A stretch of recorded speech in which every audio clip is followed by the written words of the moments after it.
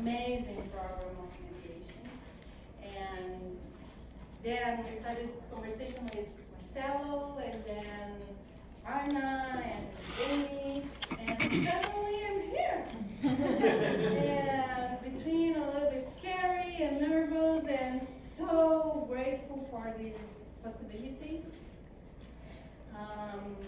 I would like to apologize. I'm from Brazil. English is not my mother language. It has been improved very much since we came here in July, but suddenly I will be like, oh my God, so I have like 3 translators here. It will be like consecutive translation if necessary. But what I want to bring here is my heart and my humanity and all the stuff that I've been learning for the last 10 years.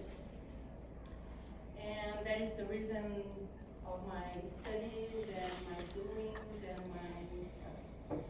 So I'm so glad to be here talking about this. That is my passion, my mission in my life. Okay? Thank you very much.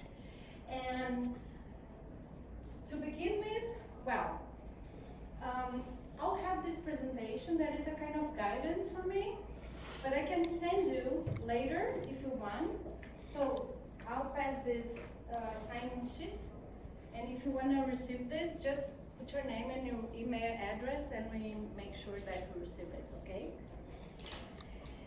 And for this presentation, I would like to set a different setup. I know that you've been busy. You are in the end of your semester. You are full of papers and stuff to do. But I would like to change a little bit the setup from a digital perspective, like being in a hush, or this rhythm that is so fast, to something that's more analogic, that we can see all the seconds.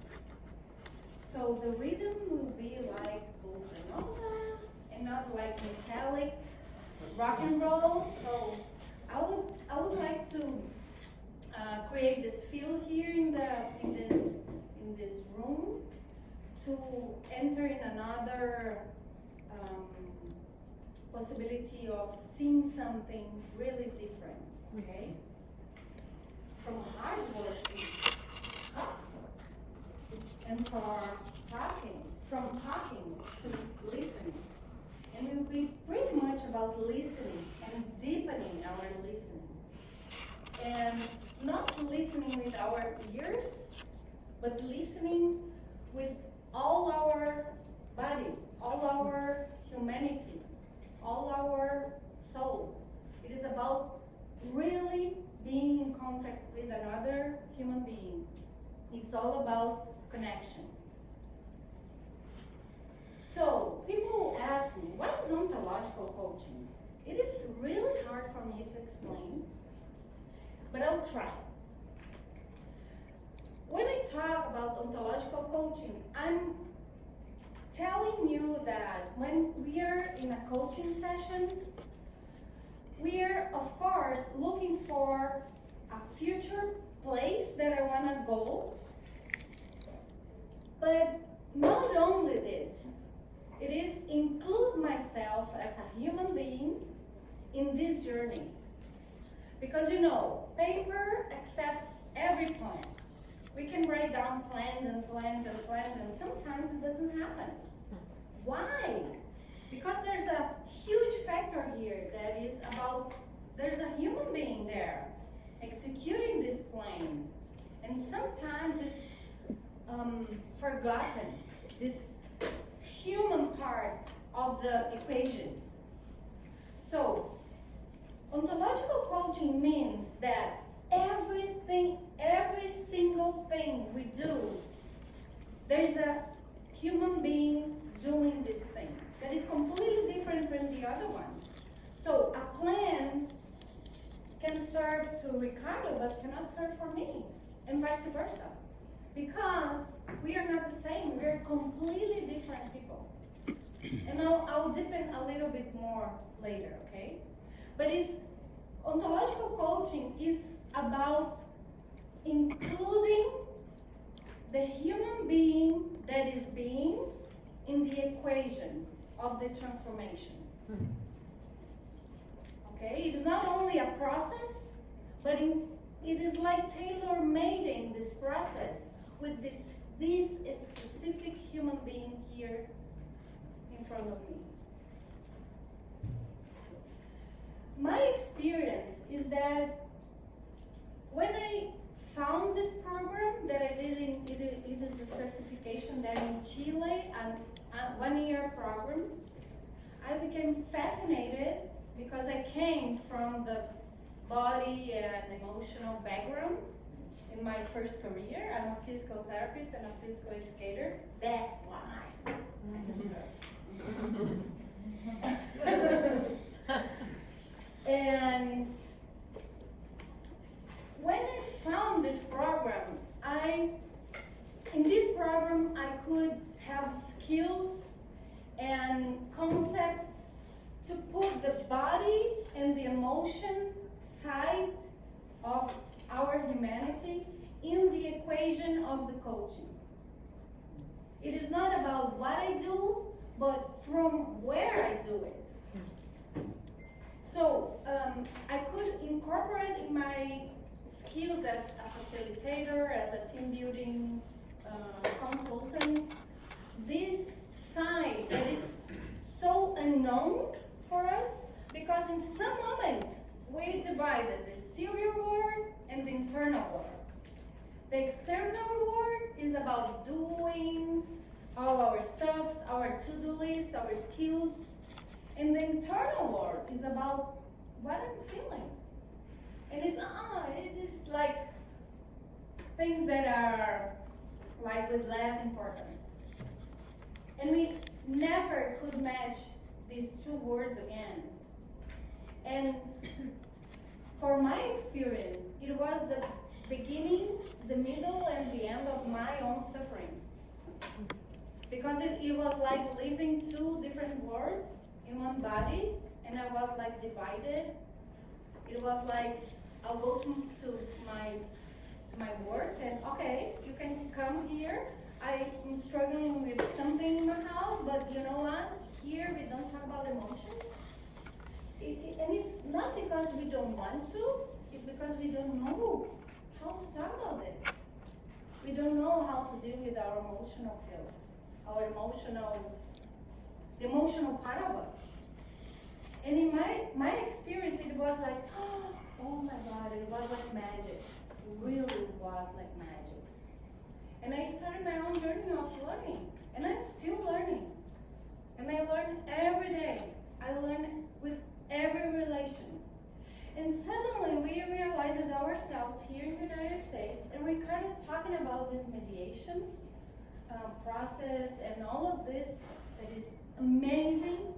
And we started, because Ricardo, he didn't say this, but he's also an ontological coach.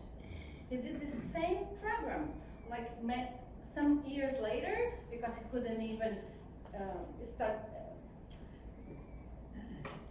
This is the moment that I lose my English. Hold on, I'm refreshing.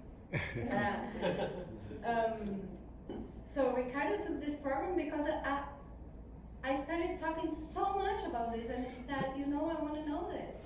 And it was the beginning of realizing also that it could be very, very helpful to bring people together, to meet themselves, and to find new alternatives, new agreements, new settlements. So we started talking, and I said, you know what, Ricardo, I think we could bring this offer about this ontological coaching, about talking how is the emotional perspective of this field that can offer some new scenes for mediation and alternative dispute resolutions. And I'm here for this. I'm just offering. Let's see what happens.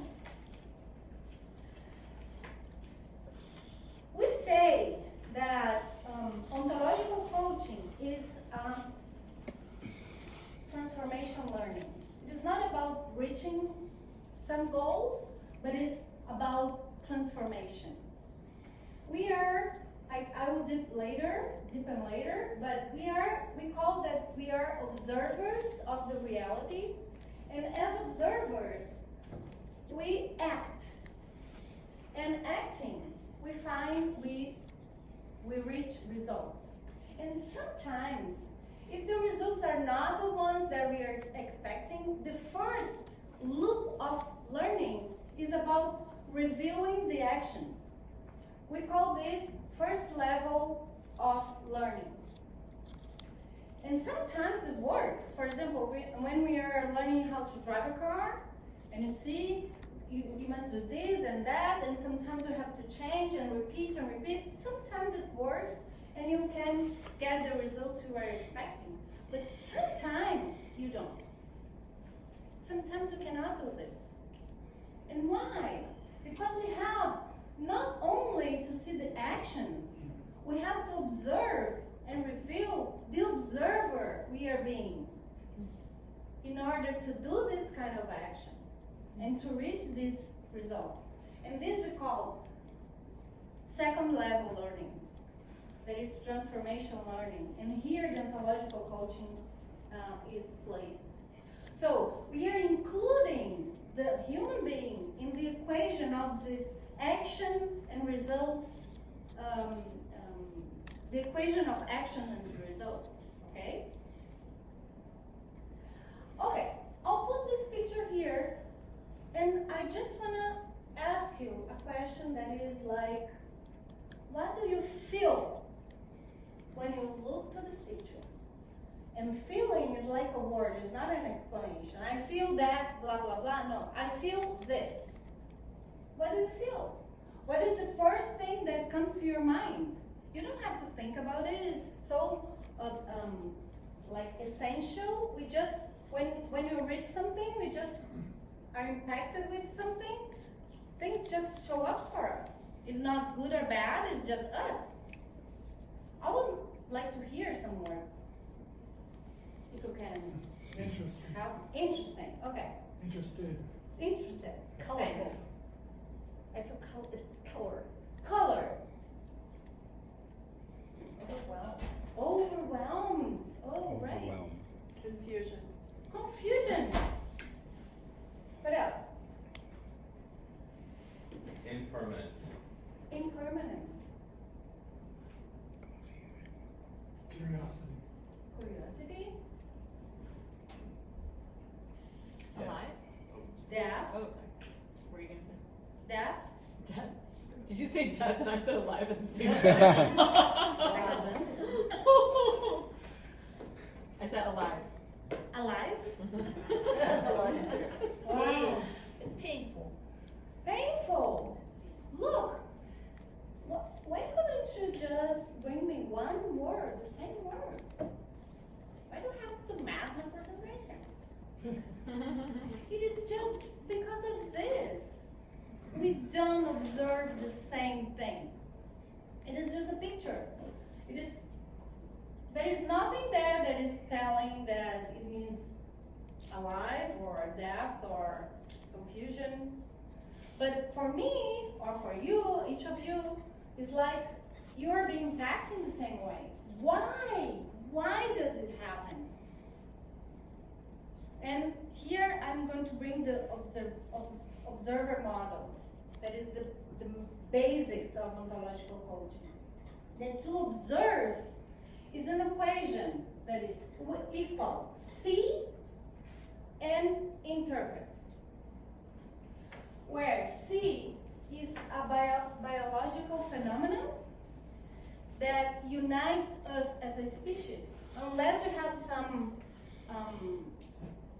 kind of particularities in our mechanisms of seeing, like the people that don't see some colors or whatever, we see the same, but we don't observe the same because to observe, there's another part that is to interpret.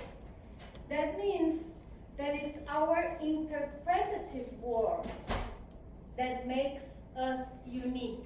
It's like our fingerprints, and it's completely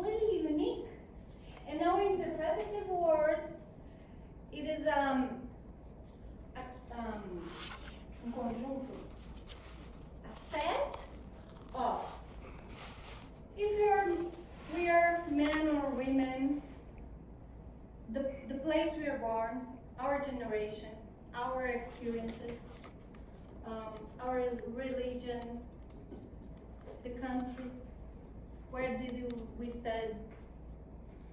So even brothers and sisters are completely different observers.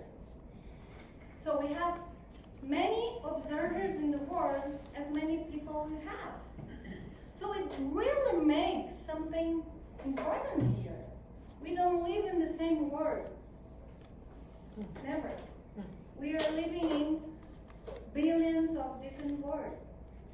And we call this an ontological gap. This gap is ontological. There is nothing to do about this unless we do something to lessen this gap. Not to widen, but to lessen. It is impossible, really impossible to, I know what you're thinking. No, you don't. When your husband says, I know what you're thinking. No, you don't. And yeah, you know what I'm saying. So, if we are living in different world, it's a difficult word for me. Like is so difficult for us. Sorry. We are living in different worlds. How can we communicate? How can we not enter in conflict? As humans and different observers, it is included that there will be conflict. It is all about us. It is impossible not to be this. Because we live in different worlds. We are not talking about the Iran and the Israel or United States or Brazil. No. Each of us lives in a different world. And it's huge. What do we have to do to lessen this huge gap? Also, the second concept of ontological coaching is that we are a dynamic coherence of language, emotion, and body. Where language, it is what we say, like linguistic acts. We are not deep in this. It's a whole other story, but it's not for this presentation. The power of conversations, the difference between phenomenon and explanation. We have all the emotional field, and we have all our body and the predisposition to movement, all of this. And we have this dynamic coherence. Why dynamic? Because it changes all the time. For example, if we're listening only the language, only the words, you know, for example, when you step home and your mother says, Ricardo! You know what she's talking about. She's angry. And it's not about words. It is about from where she's talking, what she's talking. So, language is only part of the communication. There's a whole space that we are not using to listen because we are so focused in the words. And the words tells part of this, but not all. So, body and emotion tell us from where we are talking, what we are talking. And it's another completely different story to hear this than to hear the words. Because sometimes some people say something and it's like, oh my God, is she agreeing or not? Because maybe the body and the emotions are not agreeing, but the words are so kind. Let me rephrase. The words are like soft words. But they are coming from a very tough space, emotional space. So what should I pick? The words from where they are being talking? Or should we try to understand what's this incoherence here? Let's talk about emotions. Emotions, in our word, when we put the internal word aside, like the second category word, we don't have distinctions to name our emotional field. We only say that we are fine or we are not fine. That's all we can know about our emotional field. But there are almost 200 different described emotions. 200. Because it's not the same that I'm feeling guilty and I'm feeling ashamed. Because guilty has something to do with our private identity. And shame has something to do with our public identity. They're similar in one part, but different in another part. So, there's no good and bad emotions. They are just space of possible actions, sorry. What do I mean with this? For example, when I'm angry, I cannot listen to the other one. I want to beat the other one. I want to win the other one.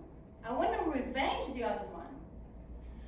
But in the other side, if I want to put limit, I need to have I have to be in peace with my anger. Because to put limit, I have to be okay with this. No. But in the other hand, if I'm connected with tenderness, I can listen, I can hug, I can bring the other together with me, but it's so hard to put limit. Look at this mom that is so tender, and she said, oh, he does everything. I cannot stop him. And she's like 3 years old. She cannot put limit. So there's no good or bad emotions. But for example, let's do a simple quiz here. I will ask if you feel that it is a positive or negative emotion. Don't think much. Just say the first word that comes to your mind. Fear, positive or negative? Negative. Negative. Anger? Negative. Sadness? Negative. Tenderness? Positive. Happiness? Positive. Gratitude? Positive. You see? Anger, sadness, and fear, there is no space in our world. It is bad. And it's not. It is not. If you are not connected with fear, we don't have the sense to protect ourselves. It is so important. The only people that are not connected with fear, they are kamikazes. And you know what happened to them. It is so important to feel fear. And it is part of our humanity. But we were taught not to feel it. Because it is for weak people. No, it is not. Anger, I told before, it is so important to put limits. To say what you want. Sadness is the emotion that is connected with transformation. Because sadness is the place where we deepen inside ourselves. Because it's the emotion that leads us to be alone and connected with the very, very best important things in our lives. Sadness is a very important emotion. But you see, when you ask this positive and negative, it is not you. You learn this. But at the same way, you feel anger, you feel fear, you feel sadness, but you have many judgments about what is about feeling this. It is not allowed. It is not allowed. It is not allowed for you, mainly for men. It is not allowed to feel fear. And it is awful. It is so hard. So hard. And now for women that is going out the world and doing stuff, I must be brave. Okay, but you can be brave with fear. What's the problem? Because courage means this. You move. You go on moving even in the presence of fear. This is courage. Because if you don't have fear, what do you need courage? But we learn this. No. Tender and happiness and gratitude, it is fine. And the other, no. Let's hide it. You don't have to hide. You have to see what to do with this. Because if it were not human, guess what? It was not supposed to be felt. And you feel this. But you don't like to see this. No, I don't want to see that I'm angry. He's angry, not me. He's angry, not me! Yeah. Look, you see, we do it all the time. No, yeah, I'm angry. Okay. So, but we don't know how to do this. We first recognize, okay, there's an emotional word here, but what to do, I don't know. So, what to do if I don't know, I escape. Okay, no, let's jump into this. Let's get some concepts and skills to manage this. Not to manage because it's like controlling. It's not about controlling. It's like deepen and understand this. This is the very important part of this presentation. We call linguistic reconstruction of emotions. Okay? That is this interaction between the language and the emotion. Okay?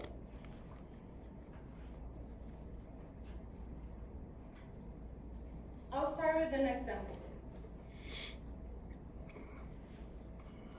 A phenomenon, an event happens. Okay? Let's bring an image here. I'm walking there in Brazil. You know that in Brazil we have kind of violence stuff in the streets, and it's like almost night, so it's becoming dark, a little bit more scary. And I'm walking the street, and in the other side, there's a guy that is bigger than me coming from the other way, and I see that he's coming, and she bend his knees, grab a rock, and throw in my direction. That's the event, okay? Then, after the event appeared, instantly, the language side of my brain start judging what's going on here, okay? And for example, I can face this event, and the judgment that comes to me is, wow, something is going to be danger here. It's risky. Okay? This is judgment. So, when I connect with this judgment, what do you imagine that will be the emotion that appears? Oh my God, is danger here. Fear. Okay? And from fear, from an emotion, I said before, emotions are predisposition of actions. Being in one emotion, what's the verb of this? Precedes? No. Precipitates? Make me Brazilian. What's the word in Portuguese? Me predispõe. Predisposition. Okay, but what's the verb? Predisposed. Predisposed. Predisposed, thank you. So, being in fear predisposed me to act in a certain way. So when I'm in fear, became this predisposition to action.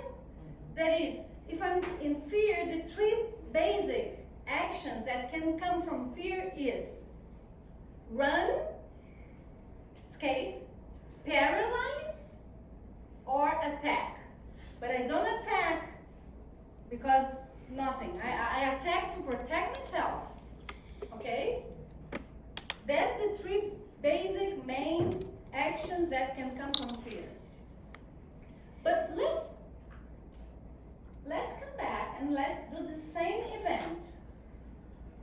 Night coming, I'm walking the street, Brazil, security, there's this other guy bigger than me, and then grab a rock and throw in my direction, okay?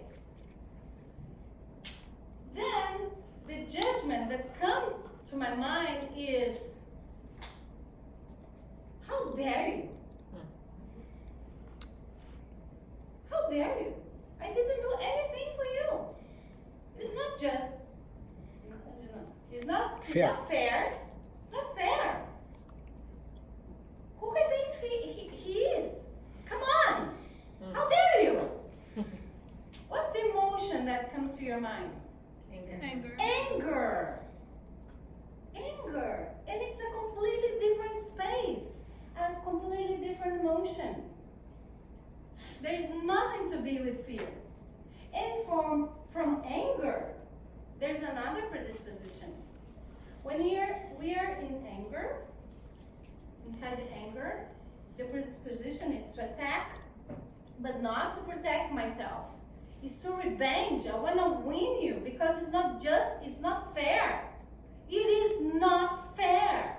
I'll kill you. You know what? You're trying to kill me? I'll kill you. You go, girl. What? You go, girl. You see, I'm really in peace with my anger. I'm not ashamed about my anger. I have it so, okay. I use it for my own advantage. You see, but here, I don't know if I can use this, let's see. Here is the turning point, the judgments about the events. And where relies the judgments?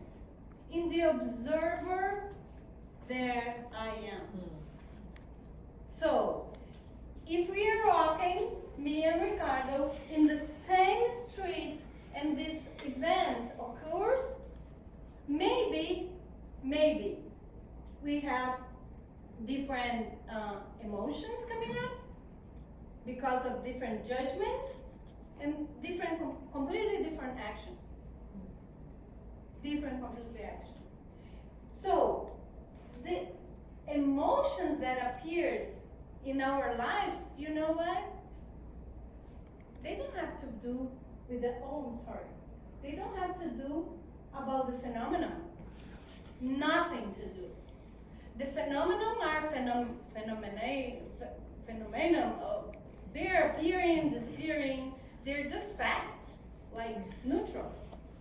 But the interpretation of this depends on the observer that I am. So, I have to tell you a very, very important thing here. You are responsible of your emotional life. I'm sorry. You don't have to blame your husband. I blame mine, okay? But you don't have to blame yours. You don't have. Okay, you can, but you start, you'll be in this looping forever, but because you can do nothing. You have just to reveal the observer you are here. You have to understand from where this emotion comes from. What is the judgment here? Why? Where did you learn this? I came from an Italian family. Everything ends in a fight. Every conversation. But it's not a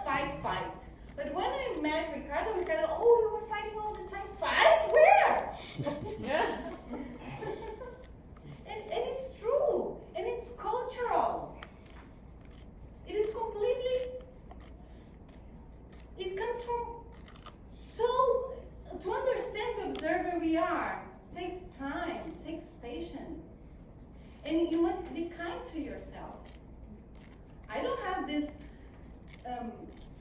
friendly connection with anger because I want or because I choose. No, it's because of my story. It's because of my culture. It's because the examples I had in my house. And it's fine. And I became like transforming this as soon as I started understanding this. So,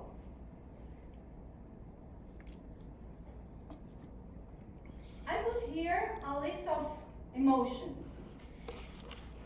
A small list. Anger, resentment, sadness, fear, shame, guilty, gratitude. And as I told you, between fear and anger, for example, fear has a very an essential, a main judgment here about protection. Something is really important is in risk. I'm about losing here something that is important to me. And anger, on the other side, is another completely different story. It's connected with the judgment of injustice. Injustice? Is that a word? Mm-hmm. Yeah. I can invent also, okay? So, there is a core judgment in each emotional field. For example, anger has to do with justice. Resentment is an anger that don't have space and time to be talked about. Because resentment is not that from something that is happening now or yesterday. Resentment is like, do you know this term? Or is it just me that have been feeling? Okay. Oops, sorry. Sadness, something about loss, something important that I'm losing or I lost.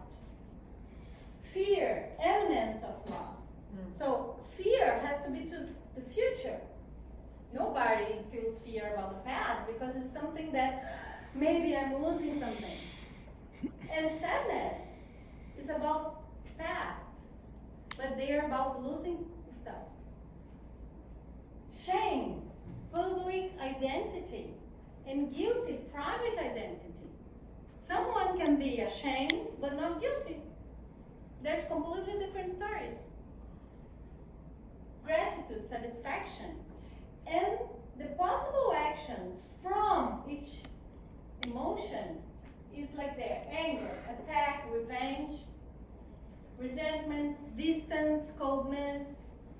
And you see, when I say this, distance, it is a place of the body. That's why we put the body and the emotion together. Because the body is the way our emotions show up, express themselves. When I want to be alone, I just step back. And it's a movement in your body. On the other hand, anger, if I want to attack, I cannot attack stepping back. I have to just run and go forward. It's another completely different space of the body. Or, for example, have you seen in movies or stuff that these guys are like a gang fight or something and say, come fight me, come. It's all about fear. It is not about, fighting, it is fear. Fear, run away, paralyze or attack, shame, can be hide, guilt, punish, or auto-punish, gratitude, happiness, understand, empathy. And all of these are like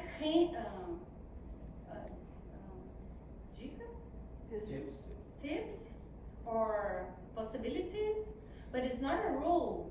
Because maybe you have to ask yourself, when I'm in fear, what is my predisposition of action? What happens to me? I want to hide. It is so personal.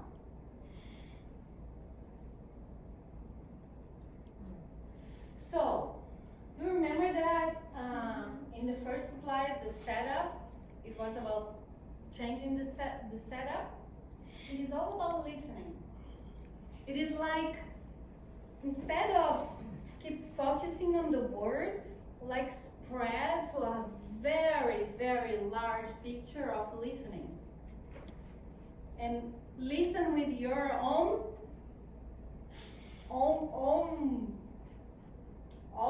I don't know how to say this. Hold on, refresh. It is listening with your whole existence, being, thank you, the other being. Because to listen the movements, you have to have your body listening, resonating. To listen the emotional feel, you have to have all your emotions here with you. Not only the words. So when we start listening, we are just listening the words, but they are only the very tiny part of the iceberg. And it's not enough. I mean, it can be enough, but sometimes not. So what else? We can hear the whole coherence. We can hear the needs and the values. It's part of the non-violence communication that is so important to listen behind all the complaints and all the anger. What's the needs? The human needs that are not being attended here. The cultural discourses and beyond. What else can we hear? We listen. Can we listen from the other one? But why am I putting all of this? I want to bring you an example. And it's a real example that happened, when was it? February? February this year. I don't know if you heard. It was this soccer team in Brazil, very famous, that had these young guys that used to play, and they were sleeping in very bad conditions, and the place just burned, and 10 young guys died, suffocated, burned. It was awful. And it was like Friday night, and the next Tuesday, the lawyers and the soccer team, the president, asked them to come to talk about Compensation. a financial agreement. Okay? I know that you are not going to understand the Portuguese. It doesn't matter, because I want you to listen. Listen. Not only what they are saying. It's the interview. I can tell you the rest of the story after we are watching this. There are two parents here. They were interviewed, I don't know if it was before, prior to the meeting or after, okay? But I want you to listen. What's going on here? From where they are talking about, what their bodies are communicating. What are the emotions here, okay? These are parents of one of the kids who died? Yeah. Yeah. There are three parents here. Okay.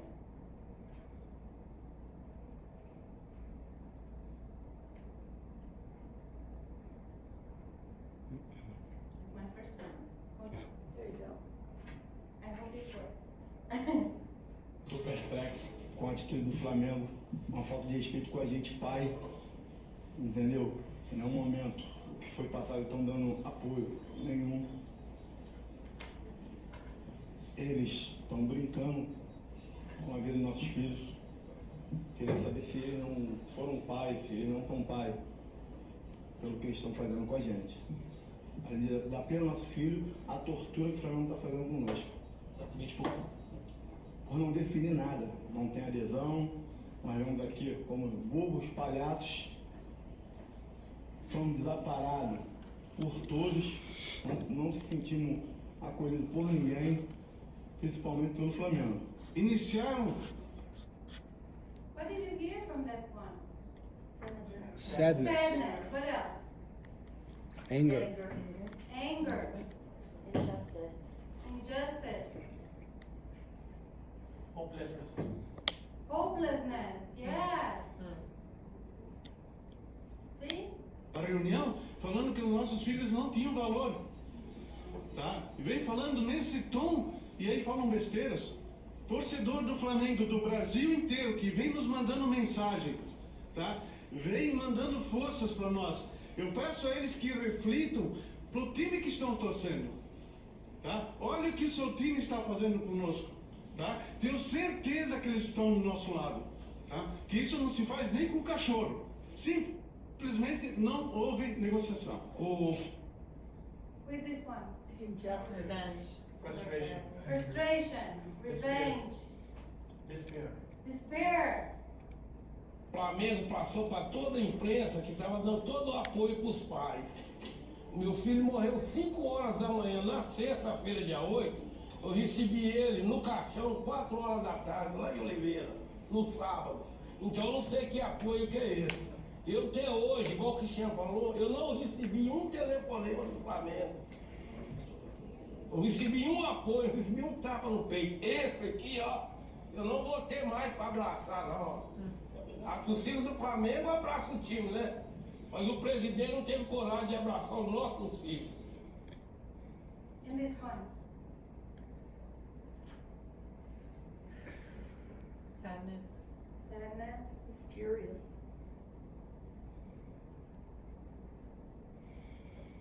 When he shows the He's hoping for change. He's ready to fight him. and proud of the son. This meeting, there was no mediation possibility. Because they came, the lawyers and the soccer team with the financial proposal. And if you translate all the interview, they talk about, I didn't receive even a telephone call. I didn't receive even I don't know how to say this, like a hug or Comfort. Passion. Comfort. a comfort. I didn't receive, nobody looked for me. Nobody called me. It is about respect. It is about, what else? Human kindness. Human kindness, empathy.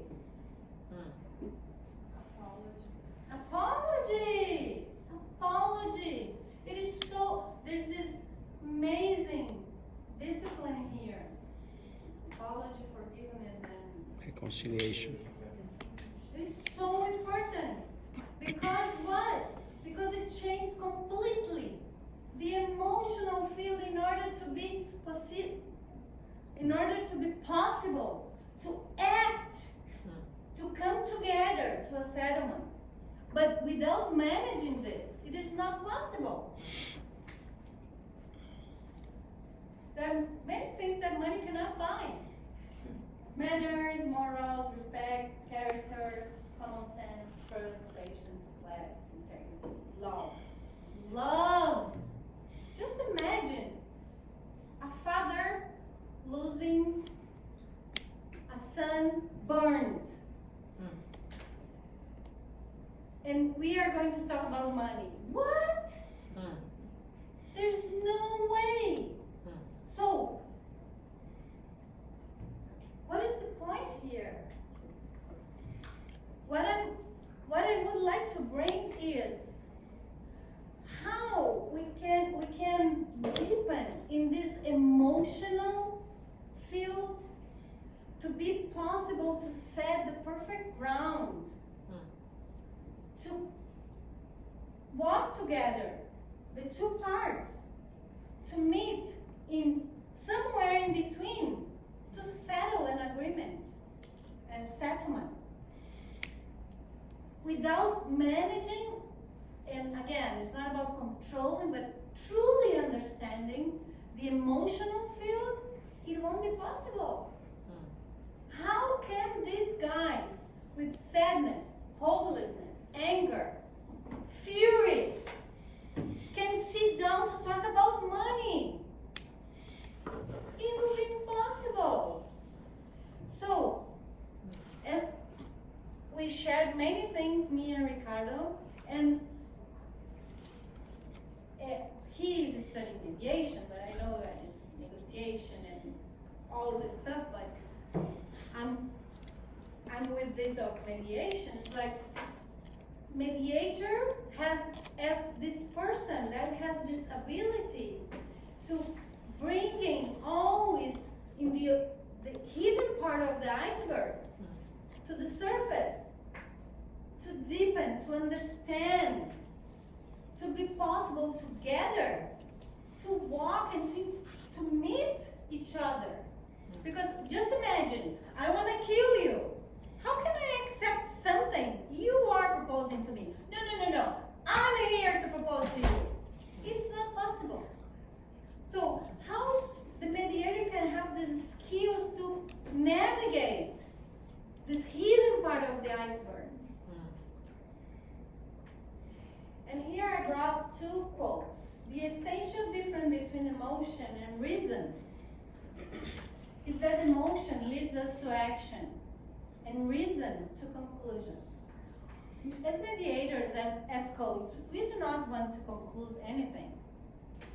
We just want to dance and bring the better emotional space in order to this thing to happen. The only true voyage would be not only to travel through 100 different lands, but with the same pair of eyes, I start again, okay? The only true voyage would be not to travel through 100 different lands with the same pair of eyes, but to see the same land through 100 different pairs of eyes. And that's the point. When we change our observer, we are changing the way you look to the world. There's no word that is good or bad. It's about us. If you are living in hell, you're true. You're right. If you live in heaven, you're right also. Because it only depends on your observer. So what kind of observer you are? So I'll bring my final reflections, okay? You must be tired. What am I listening? And these are the questions I would like to, I invite you to get and let we say that let the questions do their work. They will be resonating. You don't have to answer. You have just to keep the good questions. What am I listening when resolving conflicts? What I'm not listening? What questions have I not asked myself about these people in front of me? What questions could I ask to reduce the emotional distance between them?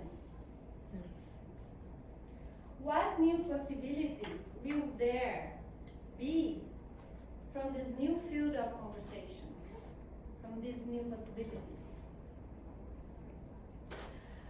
So, and as for a checkout, I would like you to connect with all this journey we did from 1 hour ago, with all of these concepts and the stories and the images. And I would like to ask you, what did you learn from this presentation? And how do you feel now after this conversation?